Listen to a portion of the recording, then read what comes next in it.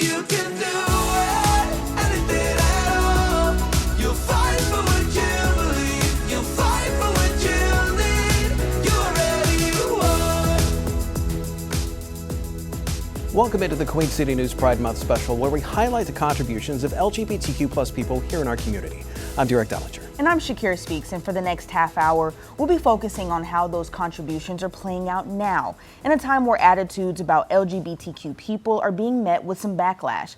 And we've told you for the last couple of years about controversies over drag performances and the fight for more adequate health care in the community. Some of that conversation has hit a fever pitch this year, with much of that taking a political tone. Queen City News Chief Political Correspondent Andy Weber takes a look at the tone, what this means for those in and around Charlotte wanting to love and express themselves openly. In today's political landscape, LGBTQ issues can often become the focus of partisan debate. From the books that are allowed in libraries, I think that we need to be looking at ways that we encourage education and support education, not try and threaten them and hold a heavy stick, to who can play on sports teams. We really should protect women and women athletes. This isn't an anti-transgender bill. It is a pro-woman bill. Groups like the Mecklenburg County chapter of the LGBTQ Democrats and the Charlotte Log Cabin Republicans are at the forefront of those debates. Their missions are pretty similar. We are concerned about a lot of issues that everyday Americans outside of the LGBTQ plus community care about. Recruiting like-minded individuals to a political movement. We're looking for those individuals that their values, their character align more with the conservative party. Where the two differ is messaging. Don Weber with the Log Cabin Republicans says his focus is to ensure there's representation within the GOP. It's our role to help to educate them in regards to those things that impact us on a daily basis. So for us, it's an opportunity to be present here, to be present, to be that voice. His goal, convincing voters and even members of his own party that your sexual identity shouldn't have to be tied to who you vote for. On a day-to-day basis, my husband and I, we go to work, we come home, we pay our taxes, we mow the lawn, we hang out with our friends, and that's our gay lifestyle. Jeremy Golden, who leads Meg County LGBTQ Democrats, agrees identity should not be tied to politics, but argues today's political landscape makes that impossible to avoid. Because you have a major party in this country, one that is currently in power, that sees only one way of life, one lifestyle, one color, one sexuality as the way to live. And Golden says Democrats are the ones looking to bring people together, not attack those that are different. I think at our core, and especially a core value of the Democratic Party, is understanding that differences do not make people evil, do not warrant demonization. But Weber, who says he's found plenty of acceptance within the GOP, contends linking ideology to political parties will only lead to further division. We don't need to align with some ideology that you need to vote a certain way in order to identify who you are, because your identity is more based, again, on your character, your values. For now, both groups have time until they can assess their effectiveness of their messaging, with midterm elections still more than a year away. Republicans have a lot of ground to make up, as the Pew Research Center found 83% of gay, lesbian, and bisexual voters lean Democratic. For Queen City News, I'm Andy Weber. A recent poll from GLAAD, the Gay and Lesbian Alliance Against Defamation, found that support for Pride Month commercially is something that is quite strong. And that data is part of a pattern of wider support for the LGBTQ plus community. The GLAAD poll found that 70% of Americans found that Pride merchandise in stores either has a positive or no impact on their purchasing decisions. And that just over 80% of people believe freedom means being able to believe and behave as we choose. The purchasing power of LGBTQ consumers is estimated to be around $1.4 trillion. Much of the discussion surrounding LGBTQ issues surrounds the trans community, and particularly a declaration from D.C. saying that there are, quote, only two genders. We should note that there are people who are born intersex and those who have legally changed their gender. As Queen City News anchor Julian Sador shows us, declarations are not stopping people from defining who they are. In a country that promises liberty and justice for all, some say that promise no longer includes them. These are business owners, these are parents, these are students, these are scientists, these are artists that are also queer and trans. On his first day in office for his second term, President Donald Trump signed an executive order aimed at eliminating the idea of gender identity. According to the White House, the idea that males can identify as females and thus become women and vice versa is a false claim. But for North Carolinian Riss Chambers, who identifies as non-binary and goes by the pronouns they, them, they believe there's nothing false about them. Are you delusional? No, I'm not. Are you crazy? No. Are you confused? I mean, there's a lot of things in this world that confuse all of us, but I'm not confused about my gender. And while the executive order claims to restore biological truth, Chambers, who works for the Human Rights Campaign, or HRC, says biology isn't always black and white. They point to intersex people, those born with a mix of reproductive traits, as proof that even science can't always box people in. They're real and they're accounted for in science. So how is it that they're real, they're accounted for in science, but because of what you see me as, because you don't know my chromosomal makeup, I don't even know my chromosomal makeup. Like, do you know yours? No idea. Chambers says most people never even know their chromosomal makeup because most of us never get that kind of genetic testing. What Chambers says they do know is that calls to HRC have surged since the executive order, with trans and non-binary people reporting they feel more scared than ever. Yeah, there is fear because of the fact that there is now a very visible target that this administration is trying to paint on their back. It's a fear that Charlotte comedian Shane Lane, who identifies as a trans man, knows all too well. He says the executive order is more than just rhetoric, it's fueling a dangerous reality for people just like him. It gives people a pass, in a sense, to be hateful. It feels definitely more just because we exist, our lives are in danger. For Lane, even using the women's bathroom, something the president's order would require in federal buildings, could land him in danger because of the way he looks. Can I be safe to explain to someone I'm with this situation, or is it the part of the situation where I kind of need to reserve myself a little more and protect me? The data backs up what both Lane and Chambers say. According to GLAAD, the Gay and Lesbian Alliance Against Defamation, hate crimes against trans and gender nonconforming people are up 14% from last year, coinciding with President Trump's return to power. For Chambers, part of their work is tying up loose ends, trying to understand where that hate comes from.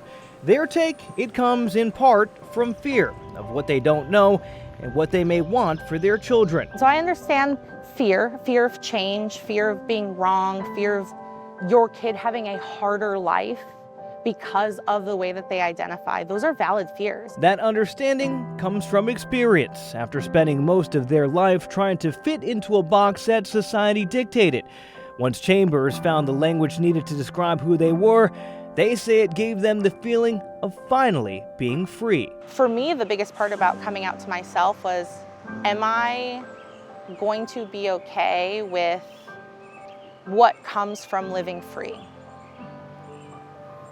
What comes with that? So much joy. So much joy. As Chambers' shirt states, the joy is what HRC is focusing on, a uniting rally against the executive orders and the rhetoric coming out of the White House. Because at the end of the day, Chambers says trans and non-binary people want the same things the rest of Americans do. Trans people often are facing the same issues you are. They want to be able to afford good quality work where they can work with dignity, where they can get health care, where they can be able to afford to buy a home or rent a home, where they can afford to have quality food, where they have enough time to actually cook quality meals. You know, these are things that are affecting all of us. This year, lawmakers in both North and South Carolina have been talking about bathroom bills, which would require transgender people to use the bathroom that corresponds with their gender at birth. And you may remember this had a major economic impact when a version of that bill was passed nearly a decade ago. The argument made for the bills are to protect women and girls when they're in private spaces like bathrooms. But the trans community says this is an attack on their rights and safety. And so far, neither have been made into laws. The Queen City News Pride Month special continues with how the LGBT community, heavily hit by Helene, are recovering. I do think that there will be a slight difference this year of just folks feeling closer, feeling a sense of relief. You're watching the Queen City News Pride Month special. We'll be right back.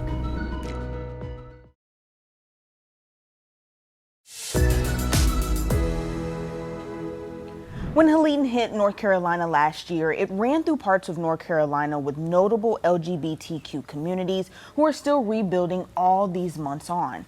We've been telling you about those rebuilding efforts since Helene first came through. But as Queen City News reporter Caroline Boyer shows us, the LGBT community here has also been recovering and also giving back. At Greyhawk Bar and Gardens in Lake Lure, you'll find a quiet sense of calm hanging over the property. The beautiful flowers and carefully designed seating areas you see now are quite the contrast with what things looked like in late September 2024. The whole property was sort of sheeted with water, some surface level flooding, a few trees down, but really we were very, very lucky. Others down the road weren't as lucky. Houses underwater, boat houses underwater, boats popping through the roofs of their boat houses. So it was shock. It was shock. Nearly 9 months later, things are looking a lot better for Lake Lure and for Greyhawk. After months of closure and slow business, the cocktails are flowing and people are coming back to the restaurant just in time for co-owners George Carter and Adam Pulaski to get ready to host a Pride Festival. We believe it's the first Pride ever to be held in Rutherford County, which is pretty exciting. I do think that there will be a slight difference this year of just folks feeling closer, feeling a sense of relief and ready to just kind of, soak in the sun, unwind, and be with each other. When Adam's not at the restaurant, he's doing advocacy work with the Campaign for Southern Equality in Asheville. Historically, LGBTQ folks have less access to resources across the board anyway at any time. Especially during Helene, there was a lot of churches that had resources, and folks that are not normally accepted at churches or might have some trauma around that were able to come here and feel in a safe space. The team started a weekly resource center where people could get the necessities, but also haircuts and massages to regain a sense of normalcy. As the immediate needs from the storm have kind of dissipated, there's still this need for community, and that's why we have continued to do this center every month. With Western North Carolina Pride events coming up throughout the month of June, these allies and members of the LGBTQ+ community are reflecting on the lessons the storm taught them. We connected to our neighbors differently. We shared supplies, we shared food, we shared resources. And I'm really optimistic that some of that will carry over into the Pride events in this season. And what it's meant to them to welcome the community into a safe space. People think of Lake Lure as being pretty homogenous and pretty sort of similar type of person who lives here. But as we've sort of settled in here, we've seen that there's all types of people here. And we have really found joy in bringing them out and bringing them together. Caroline Boyer, Queen City News. This year's Charlotte Pride is making a change of address. Coming up, what's behind the move and what to expect. You're watching the Queen City News Pride Month Special. We'll be right back.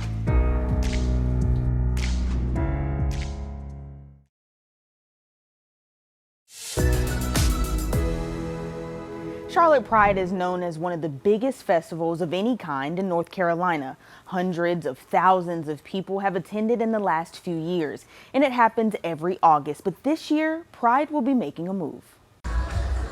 The LGBTQ community has the opportunity to be their authentic selves anytime they want, but especially during Charlotte's Pride Festival. We're just really looking forward to seeing everybody out this year. It's really important. It's Charlotte Pride's 25th anniversary, so this year the festival will have a different look in a different location. Festival organizers are moving the big event from Tryon Street in Uptown to First Ward Park. And it was sort of a long, narrow festival, really packed with people. I think the park setting is going to give us a little bit more relaxed, spread out feel so people can hang out, maybe bring a chair even and listen to the music.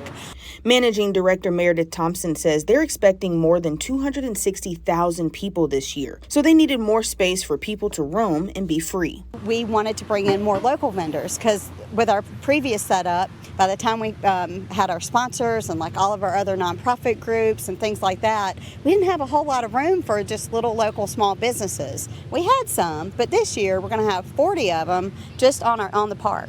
And then we'll have some also within our festival zone on the main streets. Thompson says festival goers can expect much more arts and entertainment. An indoor arts activation called Flourish will be in the Dubois Center, as well as more local and national musical acts on a stage across the street from the park. A health fair will also be a staple of the festival. We're also going to remember our history, that this whole thing sort of continues in the history of Stonewall and Christopher Street Liberation Day, and lots of Pride-like events that preceded that, protests and marches. Thompson says the current political climate had some corporate sponsors pulling back their support. Corporations like Walmart, Bank of America, and Lowe's announced it would roll back diversity, equity, and inclusion initiatives earlier this year, leaving Thompson's team in a deficit. She says it's one more reason for people to come out and support. We're kind of excited about how things have taken shape over here and what we think they're going to look like. Charlotte Pride happens the weekend of August 16th and 17th. Coming up, a pilot who is breaking barriers of his own. We'll revisit a story from a previous Pride Month of a man making his way up the ranks at American Airlines and the update we have on his progress. You're watching the Queen City News Pride Month special. We'll be right back.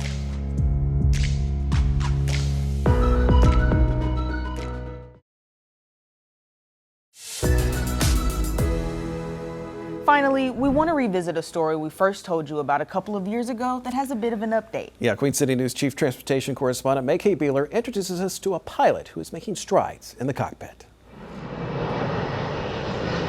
While I wear my NGPA pin on my lapel, it might not be as obvious. I'm not walking into a flight deck with, big rainbow wings. I'm Nathan Galletti. I'm a gay man, and I'm a first officer for American Airlines. Nathan isn't your grandfather's stereotypical airline pilot. Times have changed, and so has diversity in the cockpit. What hasn't changed? The right stuff, or the skills required to be there. As an aviation professional, taxiing an aircraft and flying around has nothing to do with sexual orientation. The aviation industry has traditionally been known as a boys' club. The majority of pilots, white males. And while Nathan does fall into the white male category, due to his sexual orientation, he's a minority on the flight deck. I don't wear my minority status on the outside like a female or a black pilot would every single day, where you're obviously those things to the captain or the flight crew that you're working with. So I can pick and choose. I can choose not to reveal depending on maybe how I feel. So I'm a pilot for American Airlines. I'm in my 10th year as an airline pilot. I started back in high school. And at this point, I just enjoy flying planes. It's a fun puzzle every day that's a little bit different, but also very much the same. A puzzle Nathan pieces together with the support of kindred spirits.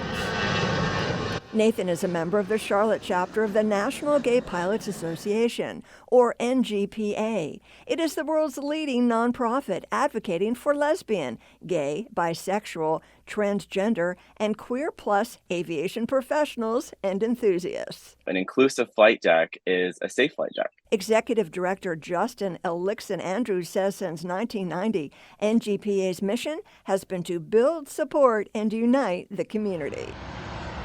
5,000 strong, NGPA's members take on challenges in the aviation community, including a culture of discrimination and hostility. They break stereotypes. They make aviation a better place. It's a family environment offering the support that may be missing at home. A lot of people come out to their families. They lose that relationship with them, unfortunately. So joining NGPA is not just joining a trade association with members who are now your new chosen family. And it's just a bonus that they happen to like airplanes. Change is in the air, with a growing number of professional pilots identifying as various sexualities and gender identities. Old school veteran pilots must adapt. In aviation, we're dealing with a very traditional mindset of individuals in the cockpit because historically that's just what has been hired. So while they might be a little rough around the edges, what I found as any minority, if you do a good job, we fly the plane well, and I kind of approach things in a jovial perspective anyway. So even if I'm getting discriminated against, I might not even notice. It might just brush right in one ear and out the other. While acceptance of the LGBT community in professional arenas has made great strides over the decades, The current political climate indicates a backslide. The Human Rights Campaign has officially declared a state of emergency for LGBTQ people in the United States, citing the passage of more than 75 laws in over a dozen states that target the community. We will not be quiet. The uptick in prejudice and violent attacks may discourage some aspiring pilots from pursuing their dreams. Nathan says, pursue them anyway. I would say aviation is built on people doing what others said was impossible. So I would say reach for the stars and do what you can. Every day is changing. Our pilot group is getting younger, and the younger generation is fully open to all LGBT, and they're much more inclusive as long as they're here to do a good job in the cockpit. And May Kay tells us that since we initially did that story, Nathan has since become a captain for American Airlines. And that'll do it for our Pride Month special. Be sure to check out qcnews.com for more Pride Month stories. And from all of us here at Queen City News, happy Pride Month. You've already won. In time, I know they will see that you are all you need. You've already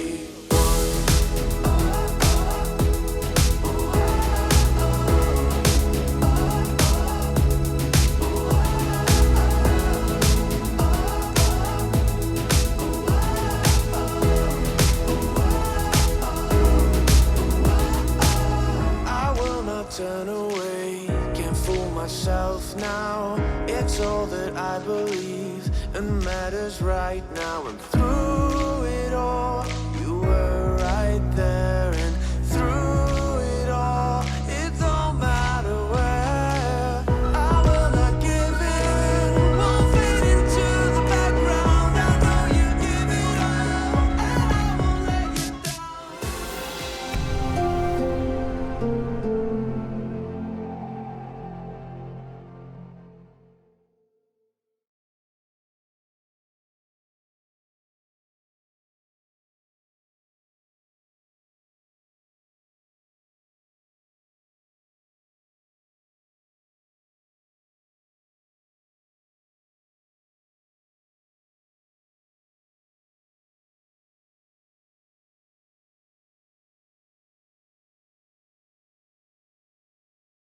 Queen City News Plus. Just search Queen City News on your smart TV's app store.